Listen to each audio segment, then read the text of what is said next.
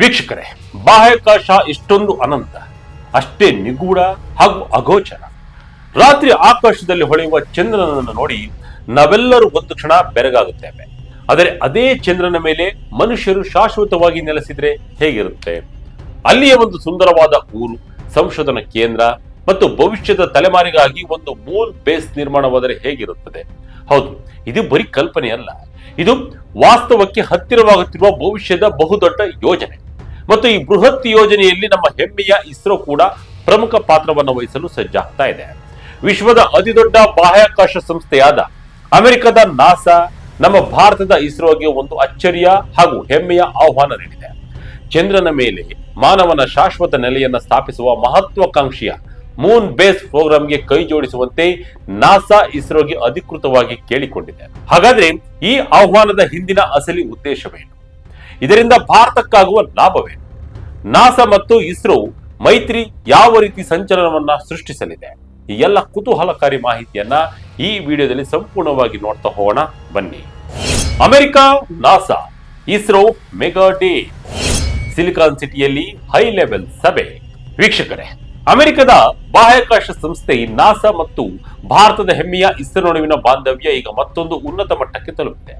ಇತ್ತೀಚೆಗಷ್ಟೇ ಅಂದರೆ ಆಗಸ್ಟ್ 5 ಮತ್ತು 6ರಂದು ನಮ್ಮ ಸಿಲಿಕಾನ್ ಸಿಟಿ ಬೆಂಗಳೂರಿನಲ್ಲಿ Bharat US civil space joint working ಗ್ರೂಪ್ನ 9ನೇ ಮಹತ್ವದ ಸಭೆ ನಡೆಯಿತು. ಈ ಪ್ರತಿಷ್ಠಿತ ಸಭೆಯಲ್ಲಿ ಅಮೆರಿಕದ ಪರವಾಗಿ ಯುಎಸ್ ರಾಯಭಾರಿ ಸೆರ್ಗಿಯೋ ಗೋರ್ ಕೂಡ ಉಪಸ್ಥಿತರಿದ್ದರು. ಈ ಸಭೆಯಲ್ಲೇ ನಾಸಾ ಇಸ್ರೋಗೆ ಚಂದ್ರನ ಮೇಲೆ ಶಾಶ್ವತ ನೆಲೆಯನ್ನು ನಿರ್ಮಿಸುವ ತನ್ನ ಬಹುನಿರೀಕ್ಷಿತ ಮೂನ್ ಬೇಸ್ ಪ್ರೋಗ್ರಾಂಗೆ ಸೇರುವಂತೆ ಆಫರ್ ನೀಡಿದೆ. ಈ ವಿಚಾರವನ್ನ ಇದೀಗ ಅಧಿಕೃತವಾಗಿ ಬಹಿರಂಗಪಡಿಸಲಾಗಿದೆ. ಈ ಸಭೆಯ ಸಹ ಅಧ್ಯಕ್ಷತೆಯನ್ನ ಇಸ್ರೋದ ಯುಆರ್ ರಾವ್ ಸ್ಯಾಟಲೈಟ್ ನ ಸೆಂಟರ್ನ ನಿರ್ದೇಶಕರಾದ ಶ್ರೀ ಎಂ ಶಂಕರ್, ಸಾಗರ ಮತ್ತು ಅಂತಾರಾಷ್ಟ್ರೀಯ ಪರಿಸರ ಮತ್ತು ವೈಜ್ಞಾನಿಕ ವ್ಯವಹಾರಗಳ ಸಹಾಯಕ ಕಾರ್ಯದರ್ಶಿ ವೆಸ್ಲಿ ಬ್ರೋಕ್ಸ್ ಹಾಗೂ ನಾಸಾದ ಅಂತಾರಾಷ್ಟ್ರೀಯ ವ್ಯವಹಾರಗಳ ಸಹಾಯಕ ಆಡಳಿತಗಾರ್ತಿ ಕ್ಯಾಥ್ಲಿನ್ ಕರಿಕರ್ ಅವರು ವಹಿಸಿದರು. ಈ ಸಭೆಯು ಕೇವಲ ಒಂದು ಔಪಚಾರಿಕ ಭೇಟಿಯಾಗಿರಲಿಲ್ಲ, ಬದಲಾಗಿ ಭವಿಷ್ಯದ ಬಾಹ್ಯಾಕಾಶ ಶೋಧನೆಯ ದಿಕ್ಸೂಚಿಯನ್ನ ನಿರ್ಧರಿಸುವ ವೇದಿಕೆಯಾಗಿತ್ತು. ನಾಸಾ ಭಾರತಕ್ಕೆ ಆಹ್ವಾನ ನೀಡಿದ್ದು ಯಾಕೆ? ನಾಸಾ ಈ ಆಹ್ವಾನವನ್ನ ಸುಮ್ಮನೆ ನೀಡಿಲ್ಲ. ಇದರ ಹಿಂದೆ ಒಂದು ಬಲವಾದ ಅಡಿಪಾಯವಿದೆ, ಅದೇ ಆರ್ಟೆಮಿಸ್ ಅಕಾರ್ಡ್ಸ್. 2023ರಲ್ಲಿ ಭಾರತವು ಈ ಆರ್ಟೆಮಿಸ್ ಅಕಾರ್ಡ್ಸ್ಗೆ ಸಹಿ ಹಾಕಿತ್ತು. ಇದು ಅಮೆರಿಕದ ನೇತೃತ್ವದ ಒಂದು ಬೃಹತ್ ಬಾಹ್ಯಾಕಾಶ ಒಕ್ಕೂಟವಾಗಿದೆ. ಚಂದ್ರ ಮತ್ತು ಇತರ ಗ್ರಹಗಳ ನಾಗರಿಕ ಪರಿಶೋಧನೆಯನ್ನ ಶಾಂತಿಯುತವಾಗಿ ನಿಯಂತ್ರಿಸುವ ಸಾಮಾನ್ಯ ತತ್ವಗಳಿಗೆ ಬದ್ಧವಾಗಿರುವ ಒಪ್ಪಂದವಾಗಿದೆ. ಅಂದು ಭಾರತವು ಈ ಒಪ್ಪಂದಕ್ಕೆ ಸಹಿ ಹಾಕಿದ 75ನೇ ದೇಶವಾಗಿತ್ತು. ಆದರೆ ಈಗ ಕೇವಲ 3 ವರ್ಷಗಳಲ್ಲಿ ವಿಶ್ವದಾದ್ಯಂತ ಒಟ್ಟು 70 ದೇಶಗಳು ಈ ಆರ್ಟೆಮಿಸ್ ಅಕಾರ್ಡ್ಸ್ ನ ಭಾಗವಾಗಿವೆ ಎಂದು ಇದರ ಗಂಭೀರತೆಯನ್ನ ನೀವು ಅರ್ಥ ಮಾಡಿಕೊಳ್ಳಬಹುದು.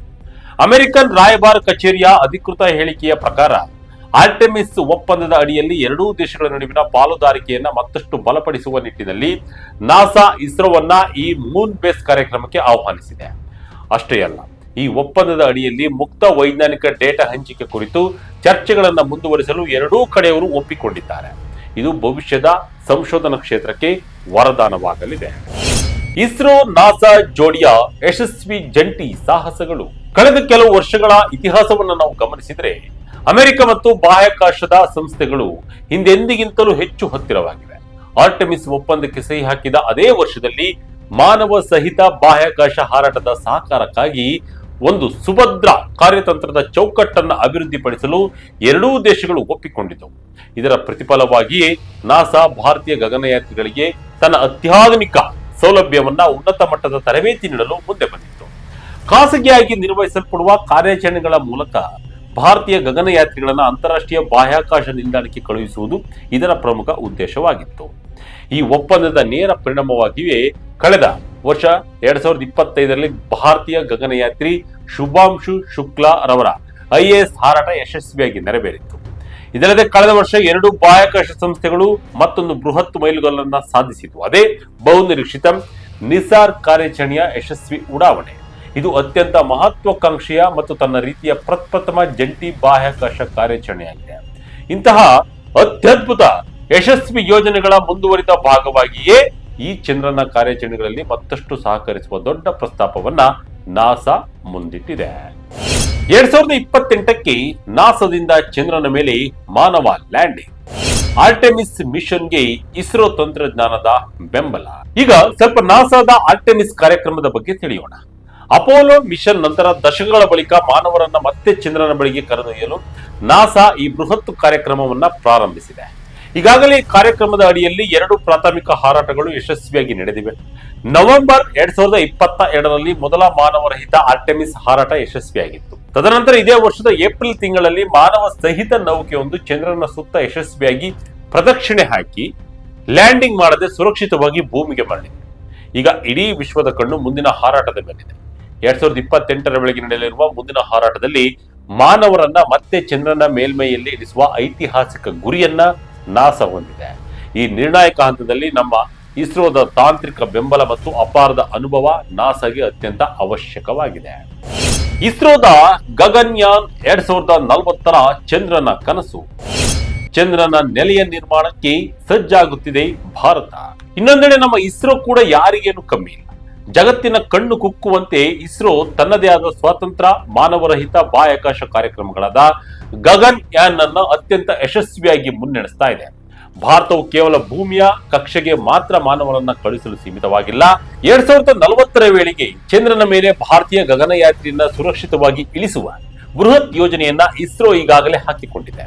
ಇಸ್ರೋದ ಹಿರಿಯ ವಿಜ್ಞಾನಿಯೊಬ್ಬರು ಹೇಳುವಂತೆ ಆಗಸ್ಟ್ 5 ಮತ್ತು 6ರಂದು ನಡೆದ ಬೃಹತ್ ಸಭೆಯ ಉಭಯ ದೇಶಗಳ ನಡುವಿನ ವಾಣಿಜ್ಯ ಮತ್ತು ನಾಗರಿಕ ಬಾಹ್ಯಾಕಾಶ ಸಹಕಾರವನ್ನ ಮತ್ತಷ್ಟು ವಿಸ್ತರಿಸುವತ್ತ ಗಮನ ಹರಿಸಿದೆ. ಚಂದ್ರ ಮತ್ತು ಅದರ ಆಚೆಗಿನ ಜಂಟಿ ಕಾರ್ಯಾಚರಣೆಗಳ ಬಗ್ಗೆ ಎರಡೂ ಕಡೆಯವರು ಕೂಡ ಸುದೀರ್ಘವಾಗಿ ಮಾತನಾಡಿದ್ದಾರೆ. ಅದೇ ವಿಜ್ಞಾನಿ ಮತ್ತಷ್ಟು ಮಾಹಿತಿ ನೀಡುತ್ತಾ ನಿಸರ್ ಡೇಟಾ ಹಂಚಿಕೆ ಮತ್ತು ಅದರ ಭವಿಷ್ಯದ ಕಾರ್ಯಾಚರಣೆಗಳ ಬಗ್ಗೆ ಆಳವಾಗಿ ಚರ್ಚೆ ಮಾಡಲಾಗಿದೆ. ನಿಸರ್ ಒಂದು ಅತ್ಯಂತ ಯಶಸ್ವಿ ಜಂಟಿ ಉದ್ಯಮವಾಗಿ ಹೊರಹೊಮ್ಮಿದೆ. ಇದು ಮಾನವ ಬಾಹ್ಯಾಕಾಶ ಹಾರಾಟ ಕಾರ್ಯಾಚರಣೆ ಮತ್ತು ಚಂದ್ರನ ನೆಲೆಯ ನಿರ್ಮಾಣ ಸೇರಿದಂತೆ ಭವಿಷ್ಯದ ಸಂಕೀರ್ಣವಾದ ಬಾಹ್ಯಾಕಾಶ ಕಾರ್ಯಾಚರಣೆಗಳಿಗೆ ಭದ್ರ ಬುನಾದಿ ಹಾಕಲಿದೆ ಎಂದು ಅತ್ಯಂತ ವಿಶ್ವಾಸದಿಂದ ಹೇಳಿದ್ದಾರೆ. ಮೋದಿ ಟ್ರಂಪ್ ಮೈತ್ರಿಯ ಟ್ರಸ್ಟ್ ಉಪಕ್ರಮ.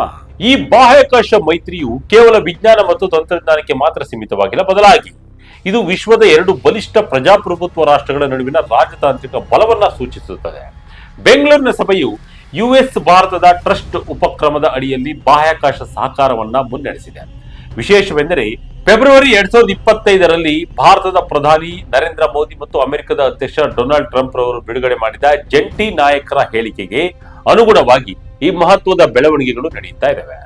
ಜಂಟಿ ನಿಸರ್ ಕಾರ್ಯಾಚರಣೆಯ ಯಶಸ್ಸಿನ ನಂತರ ಸಹಕಾರವನ್ನ ಇನ್ನಷ್ಟು ವಿಸ್ತರಿಸುವುದು, ಭವಿಷ್ಯದ ವಿಜ್ಞಾನ ಮತ್ತು ತಂತ್ರಜ್ಞಾನದ ಸಹಯೋಗವನ್ನ ಮುಂದುವರಿಸುವ ಕುರಿತು ಎರಡೂ ದೇಶಗಳು ಸ್ಪಷ್ಟ ನಿರ್ಧಾರ ತೆಗೆದುಕೊಂಡಿವೆ. ಇದರ ಜೊತೆಗೆ ಬಾಹ್ಯಾಕಾಶ ಚಟುವಟಿಕೆಗಳ ದೀರ್ಘಕಾಲೀನ ಸುಸ್ಥಿರತೆಯ ಕುರಿತು ವಿಶ್ವಸಂಸ್ಥೆಯ ಬಾಹ್ಯಾಕಾಶದ ಶಾಂತಿಯುತ ಬಳಕೆಗಳ ಸಮಿತಿಯ ಮಾರ್ಗಸೂಚಿಗಳನ್ನು ಕಟ್ಟುನಿಟ್ಟಾಗಿ ಪಾಲಿಸಲು ಎರಡೂ ರಾಷ್ಟ್ರಗಳು ತಮ್ಮ ಬದ್ಧತೆಯನ್ನ ಪುನರುಚ್ಚರಿಸಿವೆ. ಅಂದರೆ ಬಾಹ್ಯಾಕಾಶವನ್ನು ಕೇವಲ ಮಾನವ ಕುಲದ ಒಳಿತಿಗಾಗಿ ಮಾತ್ರ ಶಾಂತಿಯುತವಾಗಿ ಬಳಸಿಕೊಳ್ಳಬೇಕು ಎಂಬ ನಿಲುವಿಗೆ ಉಭಯ ದೇಶಗಳು ಬದ್ಧವಾಗಿವೆ. ಬಾಹ್ಯಾಕಾಶ ರಂಗದಲ್ಲಿ ಇಸ್ರೋದ ಹೊಸ ಪವರ್. ವೀಕ್ಷಕರೇ, ಒಮ್ಮೆ ಯೋಚಿಸಿ ನೋಡಿ.